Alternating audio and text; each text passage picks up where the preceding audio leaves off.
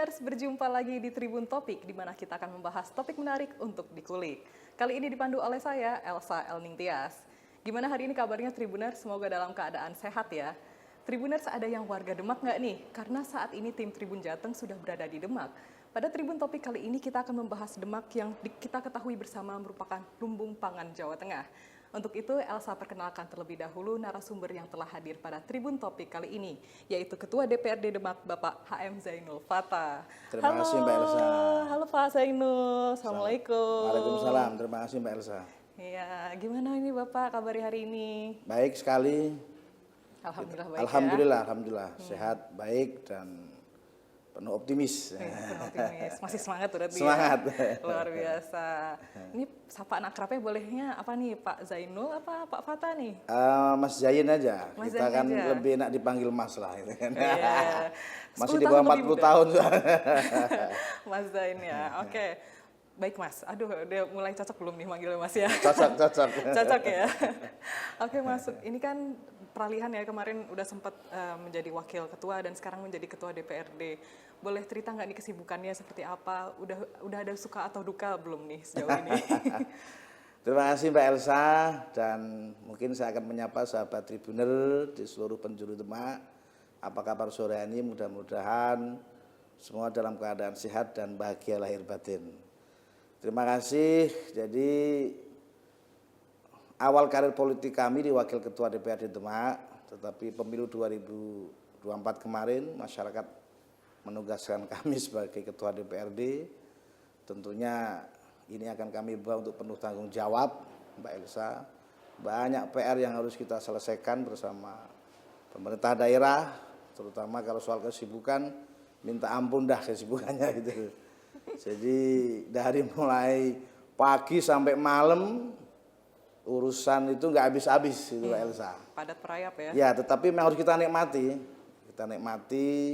Terkadang juga kita nggak pernah berhenti dengan diskusi dengan teman-teman civil society, dengan teman-teman media. Jadi dalam rangka membangun Demak ini secara bersama-sama, Mbak Elsa. Keren banget. Ini jadi PR bersama dan ini juga kami berterima kasih loh sudah disambut dengan baik sekali di Terima kasih Demak. kembali Mbak Elsa. Ya.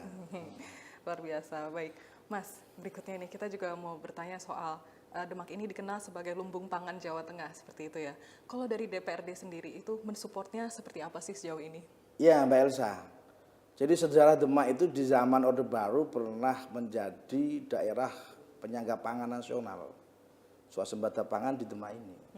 Jadi kalau kita hari ini kita ketahui luas lahan kita ini Jawa Tengah nomor 3 di bawah Gerobokan dan di bawah Brebes. Lumbung pangan kemarin kita hadir juga di dalam kegiatan musreng provinsi yang dipimpin gubernur. Demak merupakan target utama untuk penyangga pangan nasional. Dan hari ini juga kita lihat hamparan sawah yang masih luas sekali di Demak ini tentunya punya potensi besar dalam rangka untuk menuju ke sana. Kami yang ada di DPR akan terus support bagaimana visi misi kepala daerah hari ini yang tentunya harus kita paksa juga harus menuju ke sana. Karena kalau sudah ditetapkan dalam garis-garis kerangka besar program kerja nasional wilayah sampai kabupaten, ini yang harus kita capai. Dan saya yakin sejarah dulu kita pernah menjadi penyangga pangan dan berhasil, maka tidak mungkin tidak kalau kita hari ini juga hari ini kita akan genjot bersama untuk ketahanan pangan di daerah sini, Mbak. Wah, keren banget. Potensinya sudah ada. Potensinya besar sekali. Dan harus dikembangkan seperti itu ya. Iya. Oke. Pasti Tribuners juga pada penasaran nih, kalau kira-kira dari segi anggaran, kira-kira bentuk supportnya seperti apa nih? Boleh Ya, nah diceritain? ini Mbak Elsa, problematika kita ini kan APBD kita kan terbatas. PAD kita ini kurang lebih di angka 600 miliar. Itu pun terbesar dari sektor pajak dan retribusi ya gitu. Sementara hari ini kalau kita bedah tentang APBD kita jauh sangat kurang untuk supporting di sana. Lah oleh karena itu keterbatasan yang kita miliki ini kita kelola sebaik mungkin, seefisien mungkin, dari mulai penataan lahan yang kurang produktif menjadi lebih produktif, yang hari ini lahan yang sudah mati bahkan Mbak Elsa, kita juga mau buka ini Di daerah yang hari ini perbatasan dengan abrasi kita di Bonang ini sudah banyak sawah-sawah tenggelam yang nggak keurus. Kak, saya sampaikan ke gubernur kemarin, Pak izin, ini kalau kita kelola saja, tidak perlu banyak anggaran. Kita kelola manajemen debit air yang masuk di dalam lahan sawah produktif ini, insya Allah ribuan hektar sawahnya petani bisa terselamatkan. Dan ini membantu fungsi tugas negara dan pemerintah dalam rangka untuk ketahanan pangan. Betul. Jadi saya turun setiap reses yang kami lakukan, jeritan para petani sama, Mbak Elsa. Jadi Pak, kapan lahan kami kembali produktif? Pak, kapan pemerintah hadir untuk kami? Pak, kapan kami ini kembali seperti dulu, hidup makmur, menjadi bagian dari Baldatun Thayyibatun Rabbun Ghafur, bangun pagi lihat gabah di rumah penuh, siang bareng-bareng meme gabah, kemudian waktu zaman pacel tinggal jual. Jadi artinya dulu itu zaman hidup sederhana tapi orang itu nggak akan kekurangan. Nah, tetapi hari ini karena tidak ada visi yang menuju ke sana, akhirnya masyarakat lahan pertanian mulai terkikis kurang menarik. Nah, oleh karena itu saya hari ini selaku Ketua DPR memiliki komitmen yang tinggi dan harus terwujud. Reproduksi lahan pertanian tidak boleh tidak. Nomor 1 dan wajib harus ditunaikan, Mbak Elsa. Itu ada di top of the top listnya Iya. ya untuk. Dan dulu Mbak Elsa, saya lihat orang-orang petani yang berhasil menyekolahkan anaknya menjadi dokter, S2, menjadi guru besar, bahkan menjadi ulama-ulama di pesantren. Mereka nggak butuh apa. Hanya mereka menjadi petani yang berhasil. Mereka cukup membiayai anak-anaknya ke sekolah tingkat tinggi. Nah, hari ini ada yang aneh. Ketika pendapatan per kapita mereka naik, tetapi mereka juga kesulitan menyekolahkan anaknya. Nah, maka sekali lagi perjuangan dan spirit Sunan Kalijogo bersama Sultan Fatah ini adalah bagaimana seperti yang ada di syair bahwa tak ijo royo-royo, tak sembo penganten anyar. Nah, ini adalah bagaimana wujud gending yang dinyanyikan oleh Sunan Kalijogo sebagai wujud ayo kalau mau negara ini makmur, kalau mau pemerintah rakyatnya ini makmur, mari kembali kepada pertanian yang sebaik-baiknya. Keren banget. Visioner juga ya Pak, maksudnya sudah ada beberapa istilahnya solusi atau mungkin ingin mencapai tujuannya seperti apa ke depannya seperti itu ya dari Bapak sendiri. Ya minimal petani hidup lagi, Mbak Elsa. Jadi sekali lagi Makmur gending seperti lir itu ya. ilir tandure wis sumilir tak ijuruyut tak sembuh kemanten anyar. Itu mengandung makna yang luar biasa. Ya. Bukan sembarangan. Artinya kita ini diingatkan oleh orang-orang pejuang pendahulu. Jangan salah dalam menentukan kiblat pembangunan. Kita ini ditinggali jutaan hektar lahan yang subur. Mari kita kembali keluar dengan sebaik-baik. Di sana banyak kok negara-negara seperti Vietnam, Thailand, Asia lah. Negara kecil Mbak Elsa. Tapi dia mampu mengelola masyarakat dengan baik dengan pertanian yang hebat. Saya tetap meyakini kalau kita bareng-bareng kepala daerahnya, Pak Gub, Pak Presiden, bareng-bareng ayo ciptakan kembali petani yang sehat, petani yang hebat, petani yang sejahtera. Insya Allah negara akan makmur, menjadi negara yang baldatun thayyibatun rabbun ghafur. Amin, amin, Ya amin. Rabbal Alamin. Ya, tentu itu jadi harapan bersama. Harapan kita semua bersama, ya, Mas. Mbak Elsa. Betul sekali. Dan ini juga pasti perlu bantuan juga dari berbagai instansi dan juga Betul. dari mungkin dari warga juga. Termasuk bisa jangan membantu. lupa Tribuner juga harus ikut mengkampanyekan ayo kembali kepada ruang hijau pertanian yang sehat, kira-kira begitu. Nah, itu dia. Ijo royo-royo Tribuners.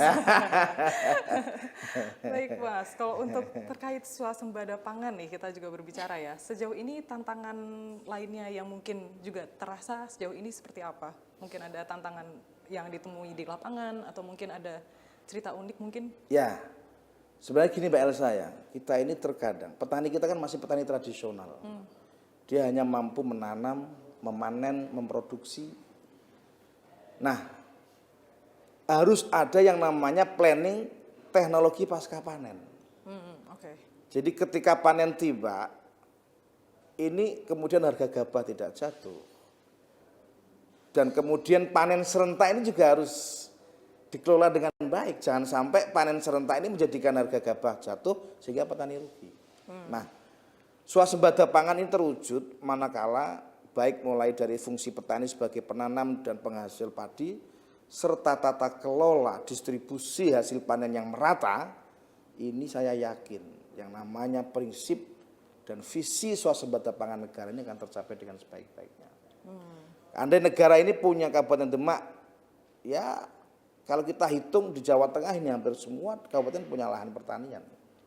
Nah, Demak ini merupakan yang terbesar ketiga. Saya berharap kita menjadi contoh. Kalau kita ini berhasil, insya Allah kita bisa sampaikan ke teman-teman yang lain. Ini loh, wujud ketahanan pangan yang kita kelola hari ini nih.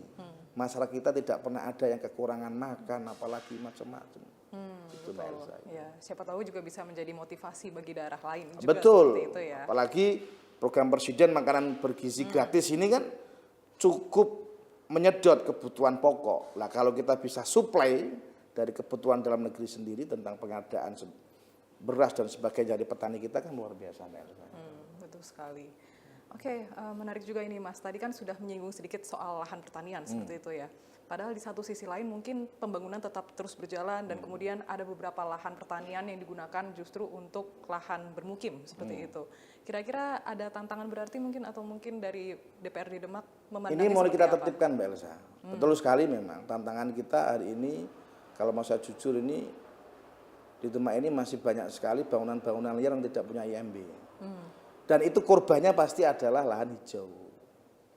Permukiman penting, tetapi saya yakin banyak lahan-lahan yang masih bisa kita pakai tanpa memakai lahan produktif. Tergantung goodwill pemerintah daerah aja. Bagaimana kepala daerah mampu membedakan mana yang wilayah produktif hijau ini tidak boleh, tetap harus dipakai untuk keberlangsungan pangan. Nah, sementara kebutuhan permukiman ledakan populasi penduduk ini kita arahkan lahan-lahan yang tidak terpakai untuk bisa dibangun sebuah industri permukiman. Baik, seperti itu. Jadi sudah memandang ada masalah ini pun juga sudah diantisipasi. Yes, dua-duanya merupakan arus kekuatan ekonomi masyarakat, nggak bisa kita pisah-pisahkan. Sementara laju orang butuh rumah juga banyak, ini juga bagian dari layanan publik juga harus kita buat, tetapi tidak mengorbankan lahan hijau yang hari ini menjadi bagian dari gerakan kedaulatan pangan. Itu Mbak Elsa. Baik Mas, kalau untuk tadi kan soal perumahan atau permukiman seperti itu, kalau untuk pabrik atau wilayah industri seperti itu kira-kira sudah dipikirkan juga atau seperti apa pandangannya dari DPRD? Ya, industri Demak ini masih sentralistik di Kecamatan Sayong, Mbak Elsa. Belum menyebar, bahkan belum merata di seluruh kecamatan. Kemarin saya mengadakan dialog dengan beberapa stakeholder, termasuk Apindo dan sebagainya. Saya memiliki semacam gagasan, ini bagaimana pabrik-pabrik klaster-klaster besar ini harus mulai bergeser ke wilayah yang sangat memiliki risiko kecil. Kalau di Sayong ini kan mohon maaf, semua tribuner juga udah paham, tantangan kita hari ini adalah tantangan alam, abrasi, yang setiap hari kita harus berhadapan dengan itu. Tetapi saya sekali lagi, saya terus berteriak kepada pemerintah pusat, tolong, bahwa kami tidak cukup, kami tidak sanggup kalau menangani sendiri. Harus ada campur tangan dari pemerintah pusat, bila perlu abrasi ini kita jadikan sebagai program bencana nasional. Kalau sudah kepresnya bencana nasional, insya Allah pemerintah pusat punya kewajiban dalam pengambil alihan tentang penanganan tersebut. Nah, terlepas dari itu, Mbak Elsa, terima kasih. Pabrik ini harus direlokasi. Karangawen kita ini banyak lahan-lahan yang kosong, Mbak Elsa. Kenapa pabrik itu masih sangat penting? Karena menyerap industri tenaga kerja. Betul. Kita bayangkan Demak ini sangat tinggi sekali yang kita kerja tiap tahun, Mbak Elsa. Dari lulusan tingkat SLTA sampai lulusan perguruan tinggi, ini ternyata investor yang bangun pabrik ini masih banyak diminati oleh para pelamar-pelamar kerja. Minimal orang yang baru lulus ini tidak memiliki kesibukan apapun, ya akhafuzurun dia akan masuk pabrik. Nah, yang terpenting bagi saya adalah lapangan kerja terpenuhi. Jadi kalau tidak ada daya dukung investor masuk, tidak ada orang yang bangun pabrik, ya ini ekonomi lumpuh. lahan kerja akan semakin sempit dan ini membahayakan. Daya beli masyarakat turun sehingga ekonomi lemah. Lah ini ancaman krisis. Maka saya berharap ada kebijakan baru, restrukturisasi industri di bidang manufaktur dan sebagainya ini bergeser ke lokasi Karangawen, sebagian Meranggen barangkali, yaitu merupakan bagian sisi selatan Demak yang masih bagus lahannya untuk penyerapan tenaga kerja. Baik. Ternyata sudah mapping juga ya dari Mas Zainul Ya, untuk Mbak Elsa. diletakkan ini Kalau dan kita kalau bertahan terus di Sayung ini nggak akan besar. Karena sekali lagi yang saya lihat seperti misalkan kawasan Jateng Land jadi kan sudah cukup besar dalam menyedot seluruh kegiatan industri di sana. Lah kalau perlu bisa jadi kemudian kita bangun, kemudian industri kembali, klaster industri pun di Karangawen.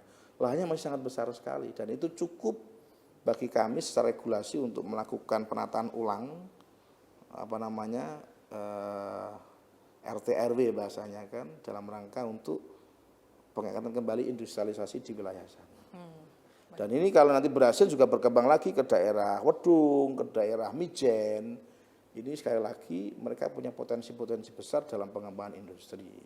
Dan tanpa mengganggu ekosistem daerah lahan hijau yang sangat subur. Baik. Sudah ada kiat-kiatnya, tinggal eksekusinya mungkin Tinggal nanti seperti eksekusi, apa. ya. Dan kemudian dari pemerintah pusat juga apakah mensupport atau mungkin menaruh atensi khusus seperti sangat, itu ya? Mbak, sangat. Beban kita ini, APBD kita belanja rutin sangat berat sekali. Belanja pegawai kita di atas 1 triliun. Kalau nggak ditopang dengan daya dukung dari pusat ya berat sekali. Tapi insya Allah mudah-mudahan bareng-bareng kita, Mbak Elsa. Amin, amin. Bersinergi seperti itu ya? Yes. Baik Mas, ini tadi juga menarik tentang abrasi dan juga kita ketahui bersama Sayung itu sering banget mengalami rob seperti itu ya. Iya. Nah, apakah ini Mungkin Mbak Elsa tadi ke sininya kan sudah melihat tampak-tampak genangan air kan? tipis-tipis lumayan Pak. Tipis. Iya. Semoga pulangnya nanti Semoga tidak lagi tipis. nggak tipis ya. Iya nih Mas, ini kan jadi menjadi ketakutan bersama ya bisa dibilang seperti itu. Kalau misalnya robnya ini mulai mengganggu lalu lintas dan juga istilahnya mengganggu ketahanan pangan ataupun lahan hijau di wilayah Demak, ini kira-kira atensi dari DPRD Kabupaten Demak seperti apa nih? Saya tidak hanya satu kali forum Mbak Elsa menyampaikan itu. Bahkan ketika kita melakukan studi komparasi di Jakarta, saya sering sampaikan, abrasi ini sudah menyangkut kepentingan nasional. Sebab kerugian ekonomi yang ditanggung masyarakat dan negara setiap kali ini lalu lintas transportasi terputus luar biasa sekali Mbak Elsa. Saya berharap betul ini bukan persoalan yang remeh. Serius. Ini harus kita tangani secara bersama-sama.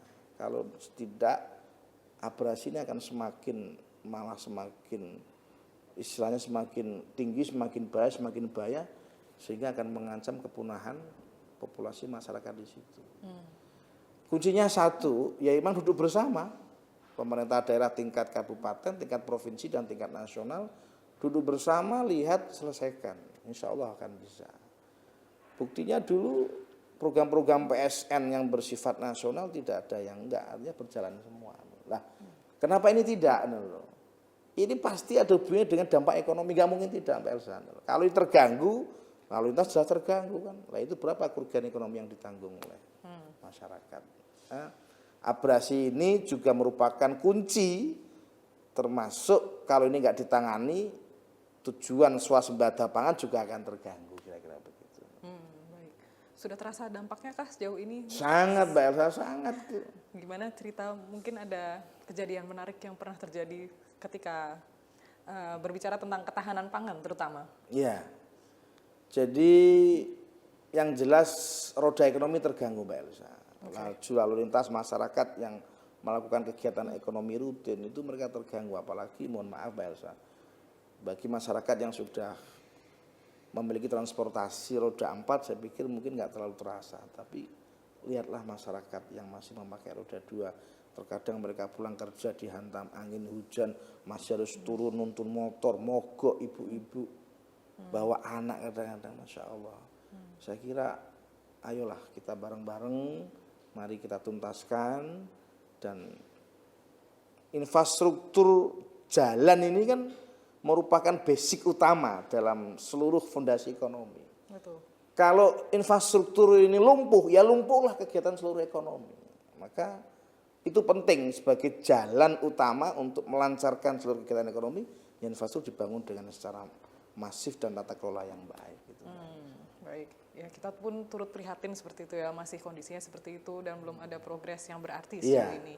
Tapi semoga kedepannya juga kendala ini bisa teratasi dengan cepat dan juga menguntungkan semua pihak seperti itu ya. Dan saya berharap Mbak Elsa, kepala daerah hari ini juga harus memiliki peran aktif jemput bola.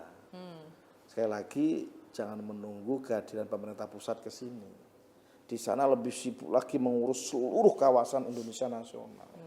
Kita yang di sini nih harus sering-sering ke sana dalam melakukan renegosiasi, diplomasi supaya beliau-beliau mendengarkan kita dan memang betul ini harus dituntaskan segera dan dalam tempo yang sesingkat-singkatnya. Itu kira-kira begitu. Nah, itu yang penting. Tempo sesingkat-singkatnya ya.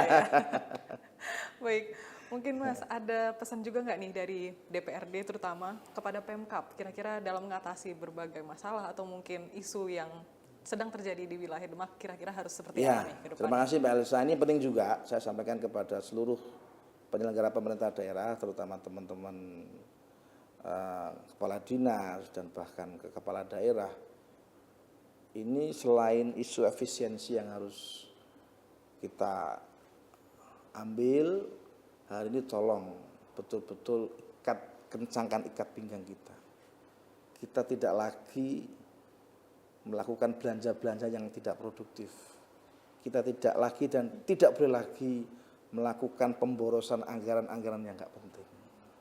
Lakukan langkah-langkah yang sekiranya bisa bermanfaat untuk kebutuhan rakyat hari ini. Rakyat butuh sentuhan kita, sekecil apapun seorang pemimpin, maka dikatakan dalam kaidah fikih, tasarruful imam ala ra'iyah manutum bil maslahah. Pemimpin yang berhasil adalah pemimpin yang seluruh kebijakannya bisa dirasakan kemanfaatan untuk masyarakat. Itu saja kuncinya. Jadi jangan membuat program-program rutin yang tidak berarti, program-program yang saya kira ya hari ini mau tidak mau memang harus banyak menyentuh kebutuhan rakyat. Itu aja. Dan layanan publik, tolong layanan publik masyarakat jangan sampai menganggap bahwa hadirnya pemerintah ini bukan menjadi pelayan, justru malah dilayani. Nah, ini yang menjadi penting. Maka pelayanan publik ini saya butuh yang namanya partisipasi publik, muncul gerakan civil society, muncul gerakan akademik kampus, muncul gerakan pemikiran-pemikiran baru. Di zaman Gus Dur itu sangat sehat sekali bahwa demokrasi dikelola dengan seluruh elemen. Penyelenggara negara, kelompok ekstra parlementer, gerakan kelompok ormas, ini sehingga mampu memberikan daya dukung kekuatan yang baik. Nah, seperti di Demak ini saya berharap begitu. Kita harus libatkan partisipasi publik kalau mau pemerintah ini bisa berjalan sehat dan bagus. Tanpa pemikiran masyarakat, tanpa melibatkan publik, tidak akan mungkin pemerintah bisa berjalan dengan baik dan di bawah kontrol masyarakat. Baik, istilahnya bergotong royong gitu ya. Bergotong royong, bahu-membahu. Nah, itu dia. Entah itu dari pemerintahnya atau mungkin dari warga dan mungkin dua-duanya. Betul Mbak Elsa. Masyarakat juga senang kok kalau dilibatkan. Jadi musren ini harus berjalan dengan apa adanya, jangan sampai musren-musrenan lah gitu loh. Usulan-usulan problematika masyarakat ini harus menjadi menu utama pemerintah daerah. Jangan yang namanya usulan perencanaan, penganggaran sampai pelaksanaan ini menjadi komoditas kepala daerah, DPR dan bukan. Yang menjadi penentu adalah usulan kebutuhan rakyat. Nah, kita ini menjadi penyambung lidah perjuangan mereka. Wah, baik. Baik Mas Zainul, itu kayak banyak banget pesan dari Mas Zainul seperti itu. Ya. Dan ini mungkin terakhir boleh untuk Tribuners, ya, terutama yang warga Demak nih, ada pesan tertentu nggak dari Mas Zainul? Tribuners Demak yang saya cintai, saya sayangi, terima kasih sekali bahwa saya berharap para tribuner dan pecinta tribun di Demak dimanapun berada, mari kita bersama-sama terlibat dalam proses pembangunan di Demak. Saya yakin tribuner ini orang-orang yang selalu kritis dan akan selalu memberikan pemikiran-pemikiran yang bagus serta koreksi terhadap langkah-langkah pemerintahan hari ini. Terima kasih dan Selamat sekali lagi, kapan-kapan kita akan sapa lagi Tribuner di dalam kesempatan yang berbeda. Wah, boleh banget. Nanti kita kapan-kapan ngobrol-ngobrol lagi ya, Siapa Mas. Elsa? Wah, jangan Nanti bosan. sambil ngopi, sambil jalan, ya kan? Jalan pagi barangkali biar bisa turun badan kita kan. Betul. Kemudian kita diskusi terus. Betul, Ya, ya betul. kan? Amin, amin. Semoga Amin, kita amin, diberi amin. kesempatan untuk berjumpa lagi dan Amin. bisa Terima ngobrol kasih, bareng Mbak Elsa. lagi seperti Terima itu ya. kasih. Dan mungkin siapa tahu Demak makin hijau royo-royo. Amin, amin. Itu yang. Baik Mas Zain, terima kasih banyak Terima kasih, atas Mbak Elsa. waktunya. Semoga sehat selalu dan Amin, juga amin, Demak amin, tetap amin. kondusif dan juga semakin berkembang ke depannya. Amin, amin, amin. Amin, amin, amin. Baik Tribuner, sekian untuk Tribun Topik kali ini. Jangan lupa untuk saksikan Tribun Topik lainnya hanya di media sosial Tribun Jateng. Saya Elsa Elning Tias mewakili kru yang bertugas mengucapkan terima kasih atas kebersamaannya dan sampai jumpa.